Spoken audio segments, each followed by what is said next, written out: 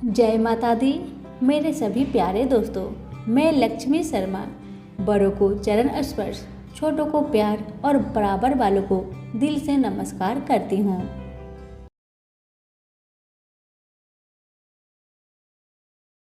आज आप सुनेंगे सभी व्रतों में सुनी जाने वाली गणेश जी की कथा।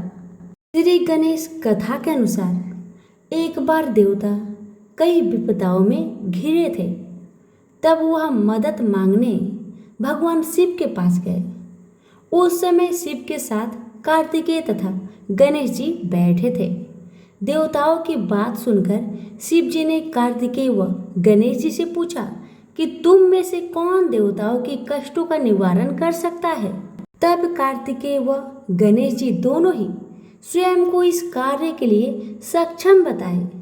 इस पर भगवान शिव ने दोनों की परीक्षा लेते हुए कहा कि तुम दोनों में से जो सबसे पहले पृथ्वी की परिक्रमा करके सबसे पहले हमारे पास आएगा, वही देवताओं की मदद करने जाएगा। भगवान शिव के मुख से यह वचन सुनते ही कार्तिकेय जी अपने वाहन मोर पर बैठकर पृथ्वी की परिक्रमा के लिए निकल गए। परंतु गणेश जी सोच में पड़ गए कि वह चूहे के ऊपर चढ़कर सारी पृथ्वी की परिक्रमा करेंगे तो इस कार्य में उन्हें बहुत समय लग जाएगा। तभी उन्हें एक उपाय सूझा।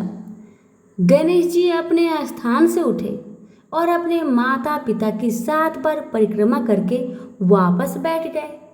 परिक्रमा करके लौटने पर कार्तिकेय स्वयं को विजेता बताने लगे। तब शिव जी ने श्री गणेश जी से पृथ्वी की परिक्रमा ना करने का कारण पूछा। तब गणेश जी ने कहा, माता पिता के चरणों में ही समस्त लोक बसा है। यह सुनकर भगवान शिव ने गणेश जी को देवताओं के संकट दूर करने की आज्ञा दी।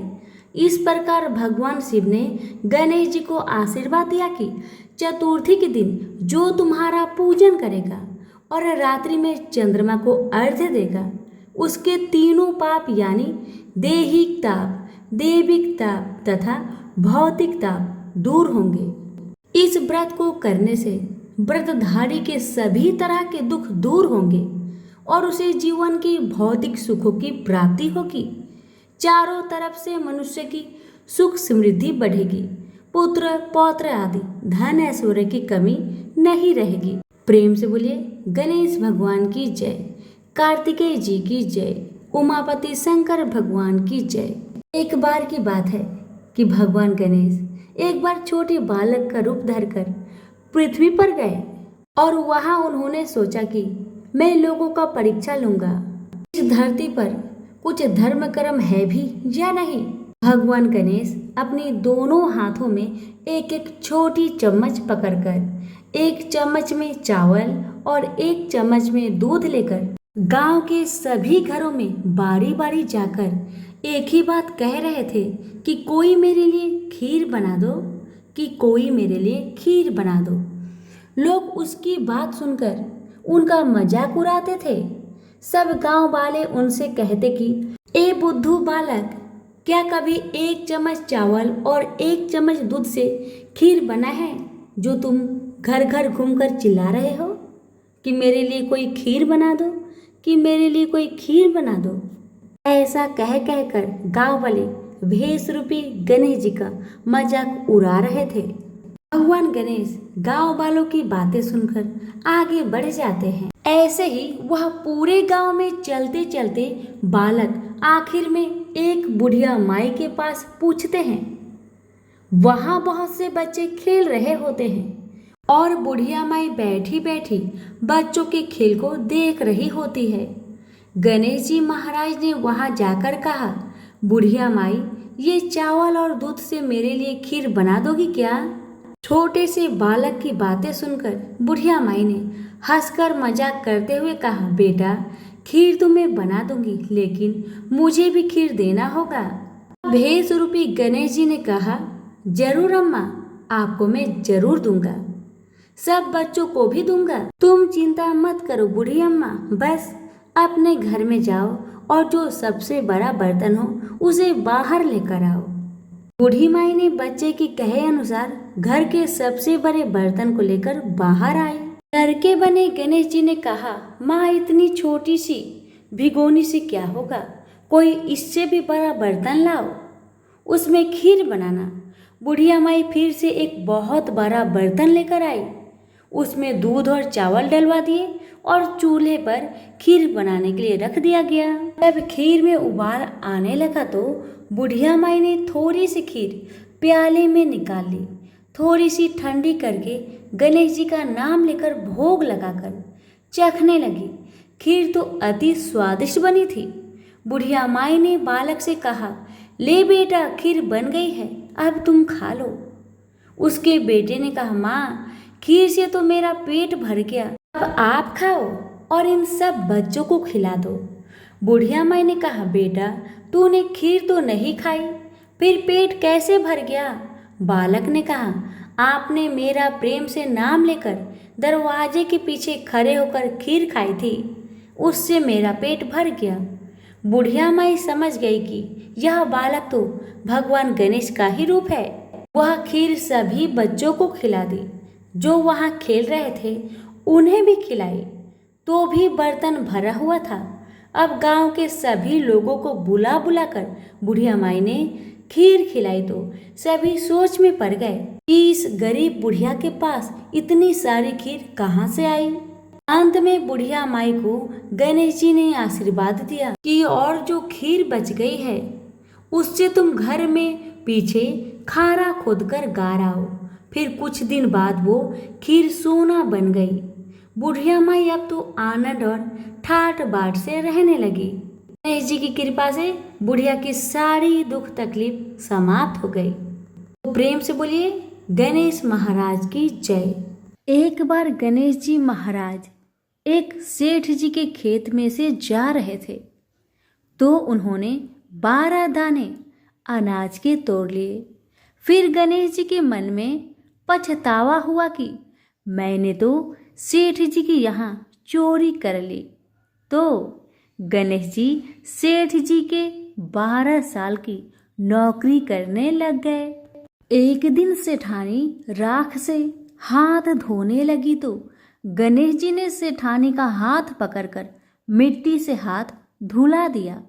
सेठानी सेठ से बोली कि ऐसा क्या नौकर रखा है, नौकर होकर उसने मेरा हाथ पकड़ लिया। सेठ जी ने गणेश को बुलाकर पूछा कि तुमने सेठानी का हाथ क्यों पकड़ा? तो गणेश जी ने बोला कि मैंने तो एक सीख की बात बताई है।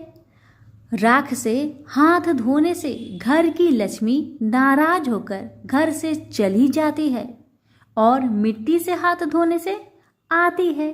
सेठ जी ने सोचा कि गणेश है तो सच्चा। थोड़े दिनों बाद कुंभ का मेला आया। सेठ जी ने कहा, गणेश सेठानी को कुंभ के मेले में स्नान करा के ले आओ। सेठानी किनारे पर बैठकर नहा रही थी तो गणेश जी उनका हाथ पकड़कर आगे डुबकी लगवा लाए। घर आकर सेठानी ने सेठ से कहा कि गणेश ने तो मेरी इज्जत ही नहीं रखी और इतने सारे आदमियों के बीच में मुझे घसीटकर आगे पानी में ले गए। तब सेठ जी ने गणेश जी को पूछा कि ऐसा क्यों किया? तो गणेश जी ने कहा कि सेठानी किनारे बैठकर गंदे पानी से नहा रही थी तो मैं आगे अच्छे पानी में डुबकी लगवाकर ले आया। इससे अगले जन्म में बहुत बड़े राजा और राजपाट मिलेगा। सेठ जी ने सोचा कि गणेश है तो सच्चा। एक दिन घर में पूजा पाठ हो रही थी, हवन हो रहा था। सेठ जी ने गणेश को कहा कि जाओ सेठानी को बुलाकर ले आओ। गणेश जी सेठानी को बुलाने गया तो सेठानी काली चुनरी ओढ़कर चलने लगी तो गणेश जी ने काली चुनरी फाड़ दी और कहा कि लाल चुनरी ओढ़ के चलो। सेठानी नाराज होकर सो गई। सेठ जी ने आकर पूछा, क्या बात है? तो सेठानी ने बोली कि गणेश ने मेरी चुनरी फाड़ दी।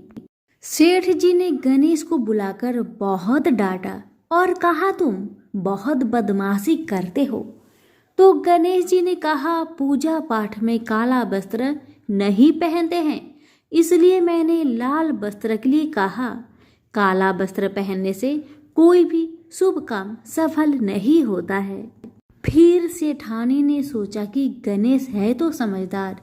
एक दिन सेठ जी पूजा करने लगे तो पंडित जी ने बोला कि वो गणेश जी की मूर्ति लाना भूल गया, अब क्या करे। तो गणेश जी ने बोला कि मेरे को ही मूर्ति बनाकर विराजमान कर लो, आपके सारे काम सफल हो जाएंगे। यह बात सुनकर सेठ जी को भी बहुत गुस्सा आया और वो बोले कि तुम तो अब तक सेठानी से ही मजाक करते थे, मेरे से भी करने लग गए। तो गणेश जी ने कहा, मैं मजाक नहीं कर रहा हूँ, मैं सच बात कह रहा हूँ। इतने में ही गणेश ने गणेश जी का रूप धारण कर लिया और सेठ और सेठानी ने ही गणेश जी की पूजा की। पूजा खत्म होते ही गणेश जी अंतर ध्यान हो गए। सेठ सेठानी को बहुत धोखा हुआ और उन्होंने कहा कि हमारे पास तो गणेश जी रहते थे और हमने उनसे इतना काम करवाया। तो गणेश जी ने सपने में आकर सेठ जी को कहा कि आपके खेत से मैं 12 अनाज के दाने तोड़ लिया था, उसी का दोष उतारने के लिए मैंने आपके यहाँ काम किया था। गणेश जी की कृपा से सेठ जी के करोड़ों की माया हो गई। हे गणेश जी महाराज, जैसे सेठ जी को दिया वैसा सबको देना, कहते को, सुनते को और सारे परिवार को दे। प्रेम से बोलिए जय श्री गणेश। धन्यवाद।